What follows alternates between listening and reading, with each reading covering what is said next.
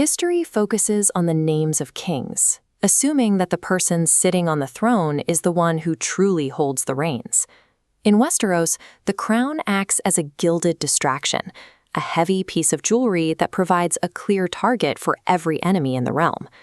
To find the true mechanics of control, we have to look toward a man who never once wore a crown, yet dictated the fate of 7 kingdoms, Tywin Lannister. This forces us to ask a question that even kings feared to answer. Was Tywin the real power behind the Iron Throne?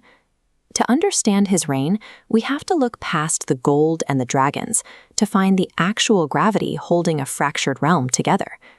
Analyzing Tywin's influence requires a distinction between 2 often confused concepts, authority and power. Authority is the legal, inherited right to command. In the 7 kingdoms, this belonged to whoever sat the throne. Power functions differently. It is the practical leverage to control outcomes through influence. While authority follows a rigid hierarchy, power relies on fluid nodes of pressure pushing upward to manipulate the center. Tywin operated on a single thesis. Any man who must say, "I am the king," is no true king. This distinction reveals how a man without a legal title can still function as the primary ruler of the realm. Tywin's philosophy began with a lesson in weakness. He watched his father, Tytos, nearly destroy House Lannister because he cared much more about being liked than being respected. Tywin realized that a ruler who seeks love finds only laughter and rebellion.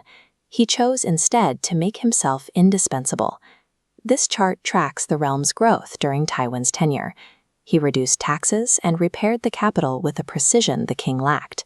Aerys grew jealous, sensing he was viewed as a puppet while Tywin sat in the chair that mattered. In an administrative vacuum, raw competence naturally usurps inherited authority.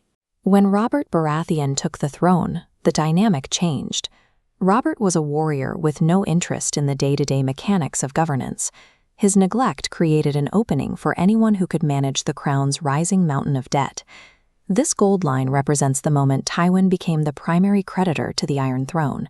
He didn't just offer political advice, he provided the capital the kingdom needed to survive. This transformed Tywin from a servant of the crown into its literal owner. You can argue with a king's decree, but you cannot argue with the man who pays for your wine and your wars. During the War of the 5 Kings, Joffrey Baratheon exercised a loud, cruel authority. Meanwhile, Tywin was busy managing the logistical reality of the conflict. He forged the Tyrell alliance not through a display of force, but to secure the food supply for a starving capital. He achieved a psychological checkmate by orchestrating the Red Wedding from a quiet desk, choosing to dismantle his enemies through a letter rather than a risky battle. Tywin understood that power is felt in the safety of the roads and the survival of the dynasty, not heard in proclamations. A desk in a quiet room provides a superior vantage point than a highly visible throne. Tywin Lannister proved that in a world of tyrants and dreamers, the person who understands how the room works will always dictate the outcome. But his methodology had a fatal flaw. He built his influence on fear and financial leverage rather than institutional stability.